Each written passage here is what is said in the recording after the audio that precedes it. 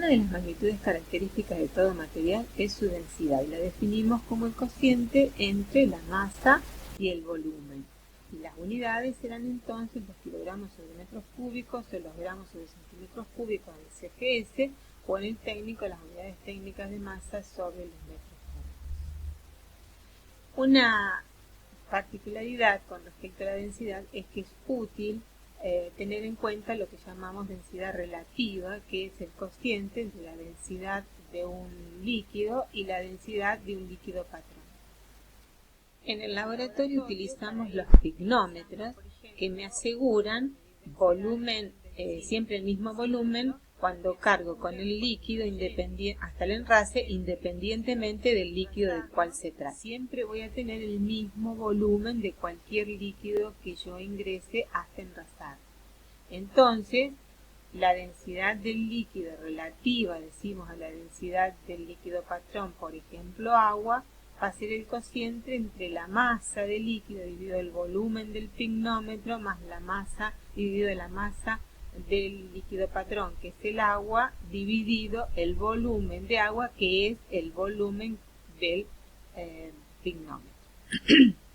De manera tal que como los volúmenes se pueden cancelar, porque en este caso al utilizar el mismo pignómetro el volumen es el mismo, me queda el cociente entre la masa del líquido y la masa del agua, que la puedo determinar restándole a la masa total la masa del pignómetro, o sea, la masa del pignómetro con el líquido menos la masa del pignómetro vacío, me va a dar la masa del líquido. Y la masa del pignómetro con agua menos la masa del pignómetro vacío me va a dar la masa de agua. Haciendo el cociente de masas puedo encontrar el cociente de las densidades del líquido y el agua, y eso se le llama la densidad relativa del líquido respecto al agua que he tomado como líquido patrón. Bueno, entonces hay que tener en cuenta que la densidad relativa de un líquido, al ser un cociente de densidades, resulta ser adimensional. ¿Cómo se ejercen las fuerzas sobre los líquidos y los gases?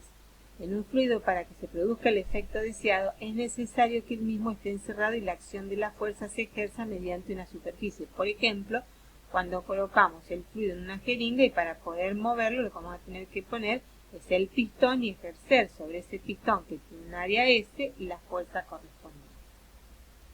Entonces definimos el concepto nuevo presión. Presión es la componente perpendicular de la fuerza dividido el área sobre la cual se aplica dicha fuerza. Simbólicamente la presión, la escribimos con minúscula, es la componente normal de la fuerza perpendicular al área dividido el área sobre la cual se aplica. Las unidades de presión entonces serán las unidades de fuerza sobre las unidades de área, o sea, en el sistema internacional los newtons sobre los metros cuadrados que llamamos pascales, o en el sistema CGS las dinas sobre centímetros cuadrados, o en el sistema técnico los kilogramos fuerza sobre los metros cuadrados. También hay que tener en cuenta que a veces se utilizan para presiones muy bajas o presiones muy altas otras unidades como los milibares o los hectopascales o los milímetros de mercurio, que también llamamos un milímetro de mercurio es un torr, y entonces es necesario tener siempre presente cuál es la equivalencia entre estas unidades, por ejemplo, entre la atmósfera, los milímetros de mercurio o los 760 torr y los newtons sobre los metros cuadrados, que es el sistema internacional.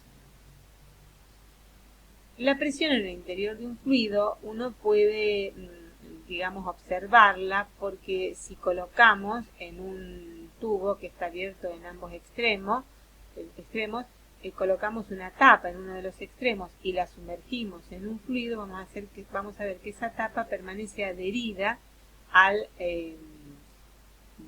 cilindrito de vidrio, producto de la fuerza que está ejerciendo sobre esa unidad de área el líquido.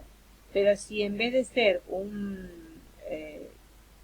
tubo de esta forma tuviera una especie de codo, también la tapa queda adherida al tubo, producto de la fuerza que ejerce por esa unidad de área el fluido.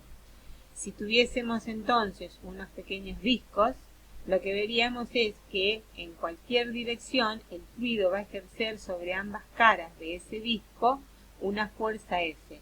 Se encuentra experimentalmente que el módulo de la fuerza es independiente de la orientación que tenga el disco en el líquido. Por eso, como presión es fuerza sobre área, y dado que el valor de la fuerza no depende de la orientación del disco, se puede hablar entonces de la presión en un punto dado del fluido. Por eso hablamos de la presión en un punto dado del fluido. Entonces, supongamos que tenemos un recipiente con un líquido en equilibrio. Este es el recipiente que está lleno hasta esta altura de un determinado líquido que está en equilibrio, o sea que está quieto en este caso. Vamos a elegir de ese mismo líquido, vamos a imaginarnos dentro de ese mismo líquido un prisma de ese líquido que se encuentra a una profundidad H2 de la interfase del fluido. Y la cara superior de ese prisma la vamos a considerar una altura H1 de esta interfase y por lo tanto la altura H es la altura que corresponde H2 menos H1, la altura que corresponde al prisma que estamos imaginando de fluido dentro de ese fluido en equilibrio. Este prisma entonces estará sometido a las fuerzas por unidad de área que lateralmente en todas las direcciones le va a ejercer el fluido, que son iguales y opuestas, y la fuerza que le va a ejercer la parte superior del fluido sobre esta área y la parte inferior del fluido sobre la base A2. Entonces, lo que vamos a decir es que como todas las fuerzas laterales son iguales y de distinto sentido, igual dirección, distinto sentido, igual módulo, se van a cancelar de a pares. Y solamente me van a quedar las fuerzas que están actuando en forma vertical, que son el peso de este cilindro de fluido, que corresponde a su par de interacción con la Tierra, el peso P, la fuerza F2 que hace el fluido sobre la base, cuya interacción está en el fluido, la fuerza F1 que hace la parte superior del fluido sobre el área superior, sobre la tapa superior del prisma, y su interacción va a estar en el fluido, y estas tres fuerzas sumadas me van a tener que dar 0, porque la suma, según Newton, la suma de las fuerzas que actúan sobre un cuerpo, sobre una partícula, es igual al vector nulo si esa partícula se encuentra en equilibrio, o sea, si se encuentra quieta, como en este caso, o en movimiento rectilíneo uniforme. En nuestro caso es que esto se encuentra quieto, está en reposo. Entonces, si reemplazamos la fuerza F1, va a ser la presión 1 por el área 1 hacia abajo, en el sentido del eje de la SI, y entonces será menos P1 por A1J, mientras que la fuerza 2 la está ejerciendo hacia arriba el líquido, será más la presión 2 por el área 2 por J, y el peso lo podemos expresar como densidad del líquido en este caso, porque el prisma es del mismo líquido, por el volumen por gravedad en la dirección J. La suma de todas estas fuerzas me tiene que dar el vector nulo. Por lo tanto, esto me está diciendo que todas las fuerzas que están actuando en la dirección J tienen que ser igual sumadas a 0. Y eso implica que menos la presión 1 por el área más la presión 2 por el área. ¿Y por qué ponemos área? Porque las bases A1 y A2 del prisma son iguales. Entonces lo vamos a reemplazar por el área directamente. Menos la densidad del líquido por el volumen por la gravedad me va a dar 0. Entonces, el volumen del prisma va a ser la superficie de la base A por la altura del prisma, que era H2 menos H1 por G, y eso me da 0. De modo entonces que si yo reordeno, como el área está en todos los términos y esto está igual a 0, entonces puedo cancelar el área en todos los términos y me queda menos la presión 1 más la presión 2 menos ρ por G por la altura del prisma igual a 0. De modo entonces que como H1 y H2 son el lugar donde se encuentra la base superior del prisma y la base inferior del prisma, son dos puntos del fluido, lo que me va a quedar es que la presión en el punto 2, en el que está abajo, paso P sub 1 y ρ por G por H al otro lado y me queda que la presión en el punto 2 va a ser igual a la presión en el punto 1 que está más arriba, más el peso de esta columna de líquido. Esta expresión se la conoce como teorema general de la hidrostática. La presión en un punto dentro de un fluido es igual a la presión en otro punto superior ubicado más arriba que el punto 2, más ρ por G por H, donde H es la columna de fluido, el peso de la columna de fluido por unidad de área de altura que separan los puntos 1 y 2. Todos los puntos de un fluido situados a un mismo nivel entonces poseen la misma presión. Por esa cuestión es que todas las interfaces o superficies libres de un fluido, o sea, el límite del fluido con el aire, en equilibrio, es siempre horizontal, desde el punto de vista de la hidrostática. La presión que ejerce un líquido sobre el fondo de un recipiente que lo contiene solo depende de la cantidad de líquido que tiene el recipiente, pero no depende de la forma del recipiente ni de la cantidad de líquido que contiene. Depende solo de la altura alcanzada por el líquido y de su peso específico. Por esto los baldes comunes poseen forma de tronco de cono invertido. De esta manera la presión en el fondo es equivalente a la que tendría si fuesen cilíndricos. Sin embargo, de esta forma el balde contiene mayor cantidad de líquido, sin que aumente la presión en el fondo del balde. El peso del aire también produce una presión que se conoce como presión atmosférica, porque el aire también es un fluido. Esa presión atmosférica disminuye disminuye con la altura a medida que nos acercamos a el nivel del mar. A esa presión la llamamos P sub 0. La presión total, entonces, en un punto interior del líquido, por ejemplo, a una profundidad H, se deberá al peso de la columna de líquido y además al peso de aire por encima de la superficie libre por unidad de área y por lo tanto tendrá la siguiente expresión. Si la superficie libre del líquido está abierta a la atmósfera, la presión en cualquier punto interior a ese fluido va a ser igual a la presión atmosférica más ρ por G por H, donde H es la profundidad a la cual se encuentra el punto en el fluido del cual quiero saber la presión. Esta es la llamada presión absoluta.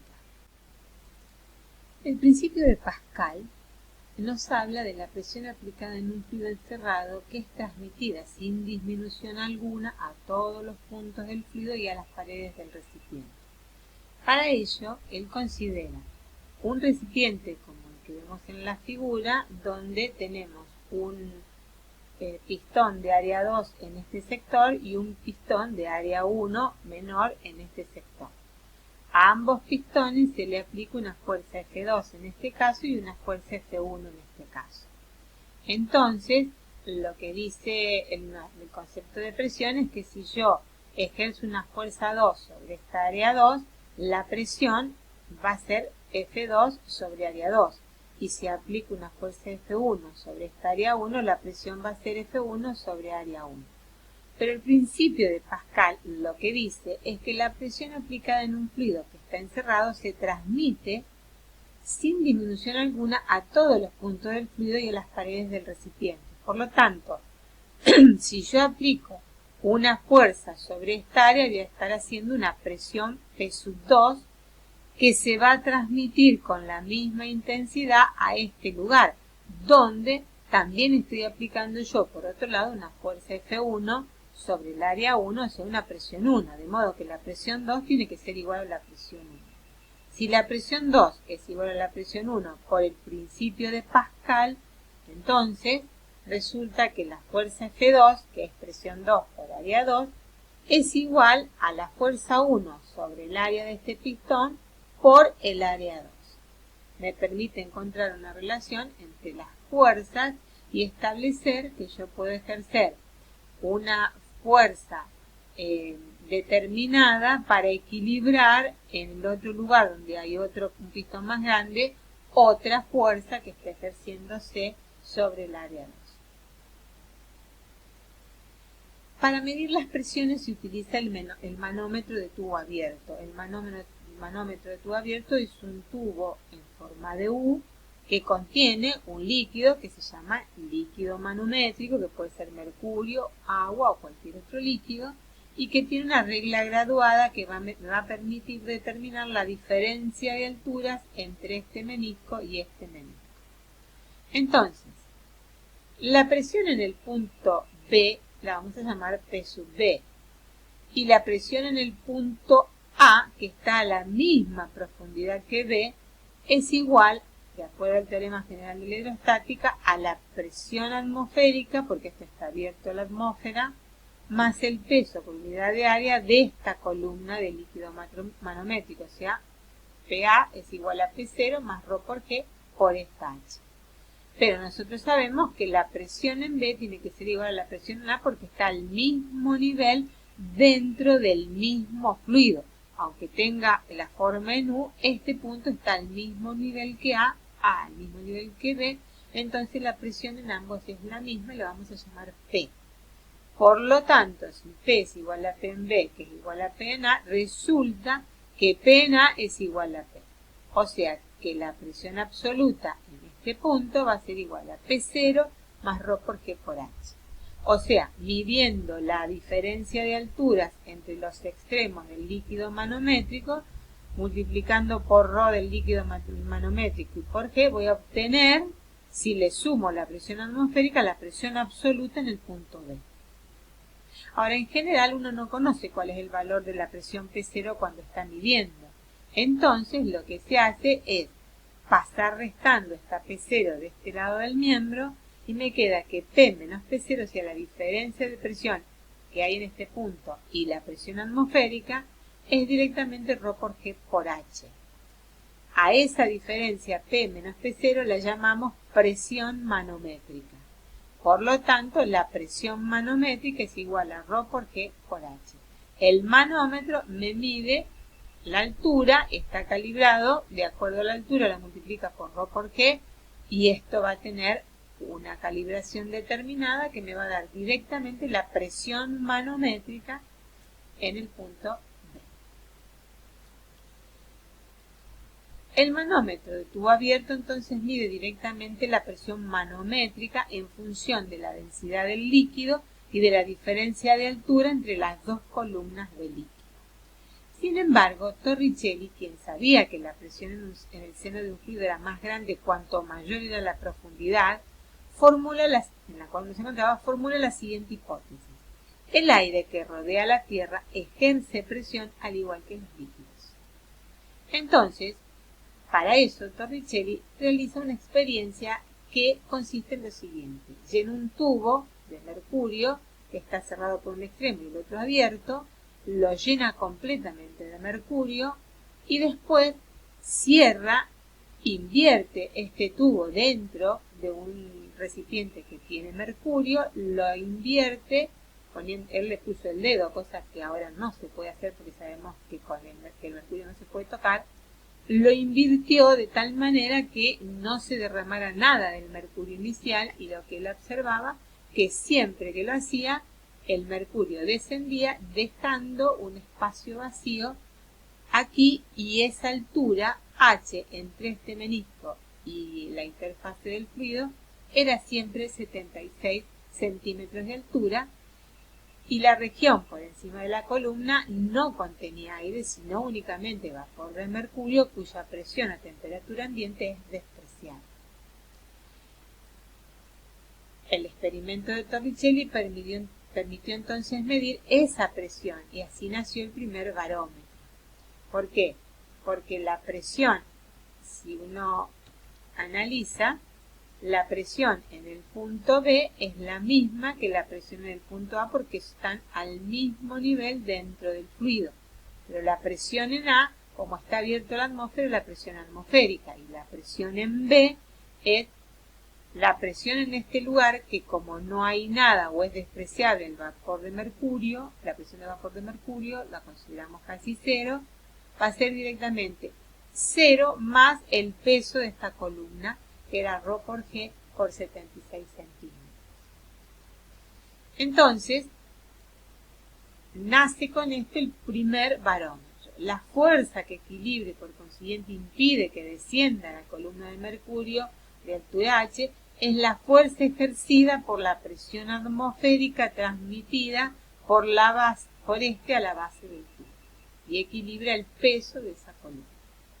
El peso de la columna de mercurio es ρ del mercurio porque por H por el área seccional del tubo.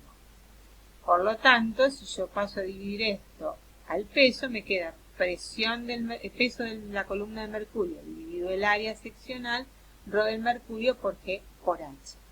A este cociente del peso de la columna de mercurio dividido el área la llamamos presión atmosférica. O sea que la presión atmosférica es igual a ρ por G por H, porque es el peso dividido el área. Esta presión atmosférica, si uno encuentra el valor, sería 13,6 por 10 al cubo kilogramos sobre metros cúbicos por la densidad, que es 9,8 metros sobre segundos cuadrados, por 0,76 metros, que es la altura que siempre le daba cada vez que invertía el tubo. Bien. Ahora vamos a ver otro concepto. Consideremos un cuerpo, ahora sí sólido, de forma arbitraria, pero que por una cuestión lo estamos haciendo como si fuese un cilindro que está totalmente o parcialmente sumergido en un fluido. Vamos a considerar que está totalmente sumergido en un fluido. Las fuerzas que actúan sobre este cilindro son la fuerza peso del cuerpo y las fuerzas que hace el fluido sobre el cuerpo. Esas fuerzas son en todas las direcciones sobre las caras laterales y verticales hacia arriba y hacia abajo en las tapas del cuerpo. Vamos a ver el concepto de empuje. El fluido ejerce fuerza sobre el cuerpo a través de las superficies y estas, por lo tanto, dan origen a presiones que actúan todas perpendicularmente a las superficies. Entonces, para que este cuerpo quede sumergido a dos aguas, se tendrá que cumplir que la sumatoria de las fuerzas que actúan sobre el cuerpo tiene que ser igual a 0. Las fuerzas que actúan sobre el cuerpo van a ser F1 más F2, F1 más F2, más las fuerzas laterales, todas correspondientes al fluido, más el peso del cuerpo. Todo eso me tiene que dar igual al vector nulo. Las fuerzas laterales, acuérdense que son 0. Si tomamos como sentido positivo el eje de las X y el eje de las Y, de referencia hacia arriba, este es el positivo de las Y, y ponemos las fuerzas que actúan como las laterales se anulan de a pares, me va a quedar F2 hacia arriba, F1 y el peso del cuerpo hacia abajo. F1 y F2 son fuerzas del fluido, sus reacciones están en el fluido y el peso es la interacción con la Tierra, su par de interacción va a estar en la Tierra. Entonces, si nos fijamos, vamos a tener que la sumatoria, como dijimos recién, de todas las fuerzas es igual a 0. Pero dijimos que las fuerzas laterales eran nulas, se anulaban entre sí. Entonces resulta que la sumatoria de las fuerzas me va a dar igual a 0 sin tener en cuenta ya las laterales, que ya sabemos que son nulas. Las fuerzas F1 y F2 son las que la suma de F1 más F2 la vamos a denominar empuje. El empuje va a ser igual, como se trata de F1 y F2, va a ser igual a menos P1 por área 1, porque va hacia abajo, es una fuerza 1 aplicada sobre el área 1, el sentido negativo del eje de la Y, y la fuerza P sub 2, que es, acá me faltó el versor J, y la fuerza F2, que es la presión 2 por el área 2, que tiene sentido hacia arriba, más el peso del cuerpo, que tiene sentido hacia abajo, es igual a 0. Entonces, resulta que menos la presión 1 por el área 1J, más la presión 2 por el área 2 en la dirección J, menos ρ por volumen por G en la dirección J, va a ser igual al vector nulo. Y entonces, lo que podemos encontrar es que la densidad del líquido por la gravedad por la altura 2, que es la profundidad a la cual se encuentra la superficie 2 del cuerpo, menos la densidad del líquido por la gravedad por la altura 1, nivel a la cual se encuentra la superficie, la tapa superior del cuerpo, menos el peso del cuerpo en la dirección J, da el vector nulo. Por lo tanto, trabajando en la expresión, me va a dar que la sumatoria de ρ del líquido por G por H2 por A menos ρ del líquido por G por H1 por A menos el peso es igual al 0. Como la densidad del líquido y la gravedad es la misma y el área es la misma, en nuestro caso elegimos un cilindro, las bases tienen la misma área, las puedo sacar como factor común y me queda ρ del líquido por G por área por la diferencia de altura, menos el peso igual a 0. El área por la diferencia de alturas es el volumen del cuerpo. En este caso, el volumen del cuerpo es el volumen total sumergido del cuerpo, porque el cuerpo está totalmente sumergido. Entonces, el volumen de cuerpo sumergido, en este caso, coincide con el volumen del cuerpo y es igual a A por H2 menos H1, o sea, por la altura. Diferencia de altura me da área por diferencia de altura, es la altura de nuestro cuerpo. Entonces, superficie de la base por la altura me da el volumen del cuerpo. Pero en este caso, como el cuerpo está totalmente sumergido, es el volumen sumergido. Del cuerpo sumergido coincide en este caso con el volumen del cuerpo. Por lo tanto, ρ del líquido por G por A por la diferencia de alturas es igual a ρ del líquido por G por el volumen sumergido, que en este momento coincide con el volumen del cuerpo, en este caso. Entonces, esto va a ser igual a la masa del líquido desalojado por la gravedad, porque el peso del líquido desalojado es masa por gravedad. Ese es el peso del líquido desalojado y a eso le vamos a llamar empuje. Es el peso del líquido desalojado. Si en vez de tener el cuerpo totalmente sumergido en el fluido, tuviéramos un cuerpo que está parcialmente sumergido en el fluido, las fuerzas que actuarían serían la fuerza 2 hacia arriba, el peso del cuerpo, y entonces me daría que la fuerza 2 más el peso más las fuerzas laterales que actuarían acá sería igual a 0. La profundidad a la cual se encuentra la base del cuerpo es una altura h2. Por lo tanto, la fuerza 2, que es la que ejerce el fluido sobre la base del cuerpo, va a ser igual a la presión 2 por el área 2. La presión en este punto por el área del cuerpo, en la dirección positiva del eje de la sigma. A eso le voy a tener que restar el volumen del cuerpo, o sea, densidad por volumen de cuerpo por gravedad, y le tengo que sumar las fuerzas laterales que son nulas. Por lo tanto, como las fuerzas laterales son nulas, resulta que presión 2 por área 2 menos ρ del cuerpo por volumen del cuerpo que por gravedad, que es el peso del cuerpo, es igual a 0.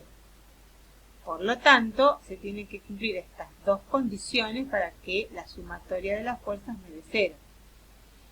Por lo tanto, teniendo en cuenta estas dos cuestiones, lo que voy a decir es que la densidad del líquido por la gravedad, por el área, por la altura 2, va a ser igual a la densidad del líquido por la gravedad por el volumen sumergido, porque ahora área 2 por H2 me da este volumen que es la parte del cuerpo que está sumergida.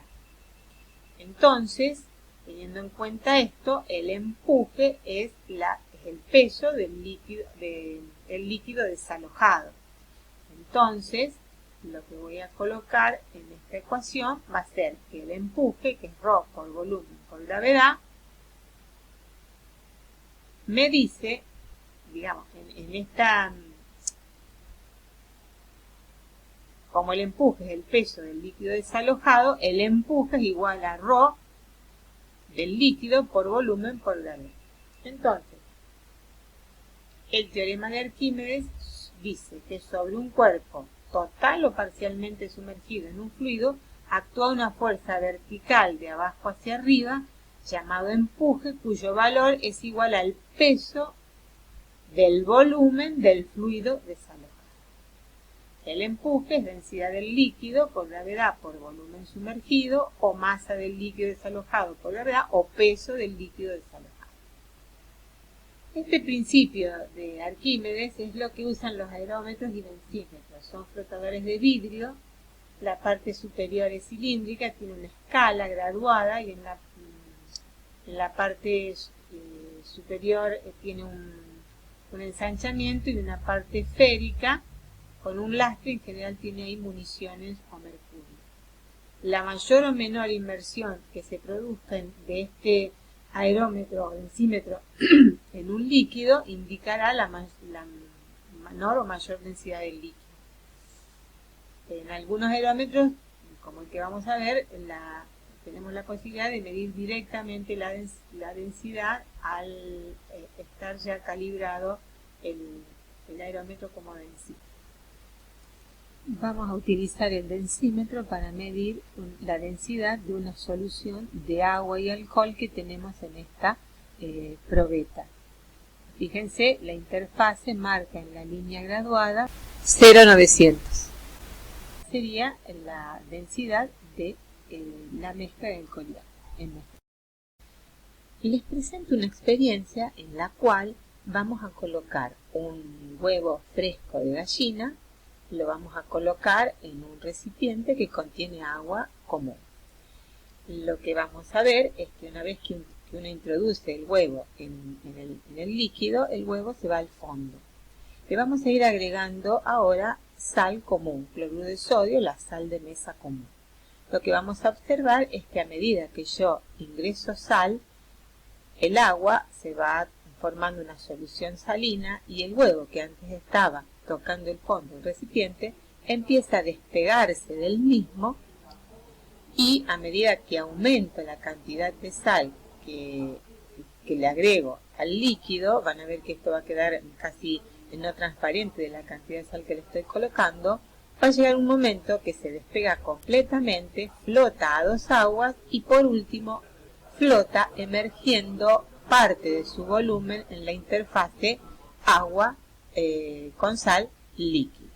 La propuesta es que hagan un diagrama de cuerpo libre en ambas situaciones del huevo y que determinen qué interacciones actúan y por qué el mismo cuerpo, porque es el mismo cuerpo, en un momento está tocando fondo, después flota a dos aguas y posteriormente emerge con parte de su volumen sumergido y parte emergiendo en la interfase agua salada aire. Bueno, éxitos, nos vemos en un próximo encuentro.